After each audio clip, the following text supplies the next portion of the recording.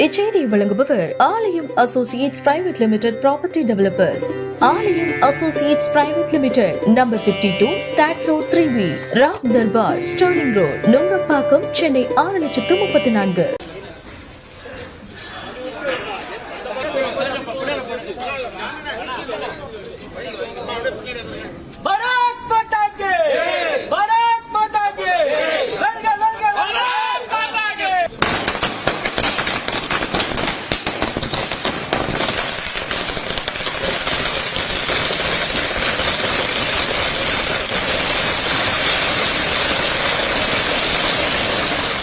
பெரும்பான்மையோடு நடைபெற இருக்கிறது என்ற மகிழ்ச்சியை நாங்கள் பகிர்ந்து கொள்கிறோம். ஏனென்றால் மகாராஷ்டிரா என்று வரும்பொழுது மற்ற மாநிலங்களிடமிருந்து ஒரு வேறுபட்ட மாநிலம். பாரத தேசத்தில் உள்ள அத்தனை மாநிலத்து மக்களும் அங்கே பணிபுரிபவர்கள், அங்கே வசிப்பவர்கள். அதனால் ஒரு சின்ன பாரத தேசம் என்றே மகாராஷ்டிராவை சொல்லலாம். ஆக மகாராஷ்டிராவில் பாரதிய ஜனதா கட்சி கூட்டணிக்கு கிடைத்திருக்கின்ற வெற்றி பாரத தேசம் முழுவதும் உள்ள கருத்து என்று எடுத்துக்கொள்ளலாம். அதனால மகாராஷ்டிராவின் வெற்றியை ஒரு சரித்திரம் முக்கியத்துவம் வாய்ந்த வெற்றி என்பதை நாங்கள் இங்கே பதிவு செய்கிறோம். அது மட்டுமல்ல, மரியாதைக்குரிய பாரத பிரதமரின் திட்டங்களும் மாநில அரசின் திட்டங்களும் டபுள் என்ஜின் கவர்மெண்ட் இருந்தா மக்களுக்கு எப்படி பலன் தரும் என்பதை மகாராஷ்டிரா நிரூபித்து மறுபடியும் வெற்றியை பெற்றிருக்கிறோம். இங்கே பயணத்திற்கு நாம் பெண்களுக்கு உதவி செய்கிறோம். ஆனா வாழ்க்கை பயணத்திற்கு உதவி செய்வதற்காக ஏறக்குறைய 72 லட்சம் பெண்களை லட்சாதிபதியாக்கிய மரியாதைக்குரிய பாரத பிரதமர் அங்கே அந்த திட்டத்தை துவங்கி வைத்தார்கள். ஆக பாரதிய ஜனதா கட்சியின் இலவச திட்டங்களாக இருந்தாலும் அது வாழ்வாதாரத்தை பெருக்கின்ற இலவச திட்டங்களாக இருக்கிறது என்பதை நாம் பதிவு செய்ய வேண்டும். அது மட்டுமல்ல, ராகுல் காந்தியின் பிரச்சாரம் இந்தி கூட்டணி முற்றிலுமாக தோல்வி அடைந்திருக்கிறது.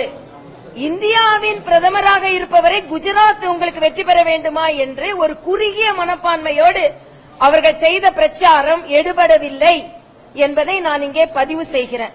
அதனால மகாராஷ்டிரா வெற்றி ஒட்டுமொத்த பாரத தேசமும் பாரதிய ஜனதா கட்சி கூட்டணிக்கு ஆதரவு தருகிறது என்பதின் குறியீடாக நான் பார்க்கிறேன். ஜார்க்கண்டை பொறுத்தமட்டில் ஏதற்கு முன்னால் இருந்த 24 இடங்களை விட இந்த 29 தொகுதிகளுக்கு அதிகமாக வாக்குகளை பெற்று முன்னேறிக் கொண்டிருக்கிறோம். ஆக ஜார்க்கண்டிலும் நாங்கள் வெற்றி என்று தான் என்னால் சொல்ல முடியும். ஜார்க்கண்டை பொறுத்தமட்டில் அங்கே ஊழல் மலிந்திருக்கின்ற முதலமைச்சர் மறுபடியும் வெற்றி பெறுகிறார். அவர் ஊழல் வழக்கினால் கைதானது அங்கே ஒரு பச்சாபாதத்தை ஏற்படுத்தி இருக்கலாம். ஆனா அங்கே உள்ள மக்களும் தேசிய ஜனநாயக கூட்டணிக்கு அதிக வாக்கு சதவீதத்தை கொடுத்திருக்கிறார்கள் என்பதை நான் இங்கே பதிவு செய்கிறேன். அது மட்டுமல்ல, நாடு முழுவதும் நடந்த இடைத்தேர்தல் மரியாதைக்குரிய பாரத பிரதமரின் திட்டங்களுக்கான இடைத்தேர்தலாக இருக்கும் என்றெல்லாம் சொல்லிக் கொண்டிருந்தார்கள். இன்று யூபியில் 9 இடங்களில் 7 இடங்களை பாரதிய ஜனதா கட்சி பெற்றிருக்கிறது. அதே போல கர்நாடகா இடைத்தேர்தலில் பாரதிய ஜனதா கட்சி வெற்றி பெற்றுக் கொண்டிருக்கிறது. ஏன் கேரளாவில் வயநாடு அந்த வெற்றி எல்லோரும் எதிர்பார்த்ததுதான். ஆனா பிரியங்கா காந்தியின் வெற்றி இந்தி கூட்டணியின் முடிவு என்று நான் சொல்கிறேன். பிரியங்கா காந்தியின் முடிவு, வெற்றியின் முடிவு இந்தி கூட்டணியின் முடிவு. ஏனென்றால் அங்கே இந்தி கூட்டணி தோற்றிருக்கிறது. பிரியங்கா காந்தி வேண்டுமென்றால் வெற்றி பெற்றிருக்கலாம். ஆனால் அங்கே இந்தி கூட்டணி தோல்வி அடைந்திருக்கிறது. ஏனென்றால் பினராயி விஜயன் என்ன சொன்னார்? இந்த காங்கிரஸை இனிமேல் மதச்சார்பற்ற காங்கிரஸ் என்று கட்சி என்று நான் சொல்ல மாட்டேன் என்று பாஜக சொல்லவில்லை. பினராயி விஜயன் சொன்னார். இந்தி கூட்டணியில் உள்ள பினராயி விஜயன் சொன்னார். அது மட்டுமல்ல, அவங்க ஜமாத் இ இஸ்லாம் என்ற ஒரு பிரிவினைவாத அமைப்பு காங்கிரசிற்கு ஆதரவு தருகிறது. இந்த அமைப்பு மாநில அரசிற்கு ஒரு பயங்கரவாத அமைப்பாக, ஒரு அச்சுறுத்தும் அமைப்பாக இருக்கின்ற அந்த இயக்கத்தை காங்கிரஸ் துணை கொண்டிருக்கிறது என்று பினராயி விஜயன் சொன்னார். ஆக மதவாத கட்சி என்றால் இனிமேல் காங்கிரஸ் தான் மதவாத கட்சி என்ற முத்திரை குத்தப்பட வேண்டும் என்பதை நாம் சொல்லவில்லை, பினராயி விஜயன் சொல்லி இருக்கிறார். ஆக பிரியங்கா காந்தியின் வெற்றி இந்தி கூட்டணியின் தோல்வி, இந்தி கூட்டணிக்கு முடிவு எழுதக்கூடிய வெற்றி என்பதை நான் பதிவு செய்கிறேன். ஏதோ பிரியங்கா காந்தி பாராளுமன்றத்திற்கு போன உடனே இது வாரிசு அரசியலின் அப்பட்டமான வெளிப்பாடு. 3 பேர் அங்கே பாராளுமன்றத்தில் இருக்க போகிறார்கள் என்பது மட்டுமல்ல, அங்க வயநாடில் அவர்கள் வெற்றி பெற்றார்கள். எப்படி வெற்றி பெற்றார்கள் என்று மக்களுக்கு எல்லாருக்கும் தெரியும்.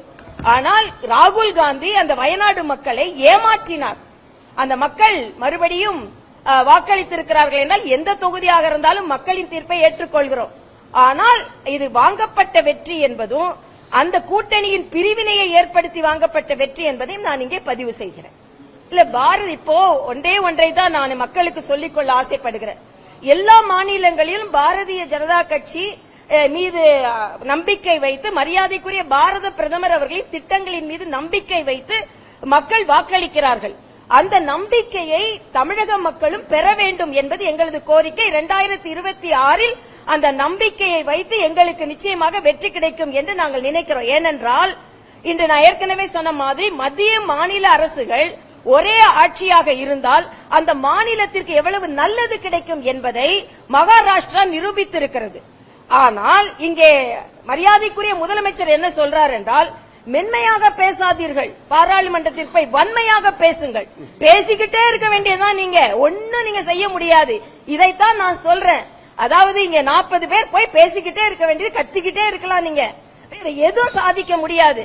இங்கே முதலில் இருந்தே முதலமைச்சர் ஒரு மோதல் போக்கை கொண்டு வர வேண்டும் என்று நினைக்கிறார். அந்த மோதல் போக்கு தமிழகத்திற்கு எந்த விதத்திலும் பலன் தராது. ஆனால் நீங்கள் மோதல் போக்கை கடைபிடித்தால் கூட 187 கோடி நமது தூத்துக்குடி துறைமுகத்திற்கு, 85 கோடி நமது சென்னை துறைமுகத்திற்கு, அதே போல மெட்ரோ ரயில் 2வது பேஸுக்கு அதற்கான முதலீடு, இப்படி மத்திய அரசு உதவி செய்து கொண்டிருக்கிறது என்பதை நான் பதிவு செய்கிறேன். ஆனா முதலமைச்சர் எப்பொழுதுமே நீங்க வன்மையா பேசுங்க, நீங்க இத மாதிரி சண்டை போட்டு கொண்டிருங்க, இப்படி சொல்வதை மக்கள் புரிந்து கொண்டு, அது மட்டும் இல்ல இன்னைக்கு மருத்துவமனைக்குள்ள கத்தி குத்து, பள்ளிக்குள்ள கத்தி குத்து, வழக்காடு மன்ற வளாகத்துக்குள்ள கத்தி குத்து, ஆக எங்க கத்தி குத்து நடக்குமோன்னு நம்ம தமிழகத்துல பயந்து கொண்டிருக்கின்ற ஒரு சூழ்நிலையினால் 2026 நிச்சயமாக ஆட்சி மாற்றம் ஏற்படும். அதில் பாரதிய ஜனதா கட்சி அதற்கு காரணமாக இருக்கும் என்பதை வலிமையாக பதிவு செய்கிறேன். மக்கள் இந்த அச்சத்தில் வாழ வேண்டி இருக்கிறது. ஆனால் அவர்கள் பேட்டி கொடுக்கின்ற அண்ணன் பாரதி அவர்கள் என்ன சொல்றாங்கன்னா, அங்கங்க நடக்கிறத சட்டம் ஒழுங்குல கொண்டு வர முடியாதாம். எதற்கு எப்படி இவர்களுக்கு கொலை செய்ய வேண்டும், கத்தியை எடுத்துக்கொண்டு பொது இடத்தில் குத்த முடியும் என்ற அச்சம் இல்லாத ஒரு சூழ்நிலை ஏன் வருகிறது? இவர்கள் பின்னால் இருப்பார்கள். ஒரு மாவட்ட தலைவர், காங்கிரசின் மாவட்ட தலைவரை கொலை செய்தவர்கள் இன்று வரை கண்டுபிடிக்கவில்லை. அதனால நம்ம குத்திட்டு போலாம், கொலை செஞ்சுட்டு போலாம், இங்க தமிழக அரசு அதில் அக்கறை எடுத்துக் கொள்ளாது என்பதைத்தான் கள்ளக்குறிச்சியில இன்னைக்கு சிபிஐ வேண்டும் என்று விசாரணை செய்து மாநில அரசின் மீது நம்பிக்கை இல்லாமல் சிபிஐ வந்திருக்கிறது. ஆக இன்னைக்கு சாதாரண கத்தி குத்துக்கு கூட சிபிஐ வந்தாதான் கண்டுபிடிக்க முடியும் போல இருக்கு. அப்படிப்பட்ட ஒரு சூழ்நிலை தமிழகத்தில் நிலவுகிறது. அதனால் நிச்சயமாக இந்த ஆட்சி மீது, தமிழக ஆட்சி மீது மக்கள் நம்பிக்கை இழந்து கொண்டிருக்கிறார்கள். ஒட்டுமொத்த பாரத தேசத்தில் இந்தி கூட்டணியின் மீது மக்கள் நம்பிக்கை இழந்து கொண்டிருக்கிறார்கள். அதனால் 2026 இங்கே எப்படி மகாராஷ்டிரா வெற்றியை நாங்கள் கொண்டாடினோமோ அதே போல 2026 இதே கமலாலயத்தில் நாங்கள் பாரதிய ஜனதா கட்சியின் கூட்டணியின் வெற்றியை நாங்கள் கொண்டாடுவோம் என்று இன்று எழுதி வைத்துக் கொள்ளுங்கள் என்று நான் சொல்றேன்.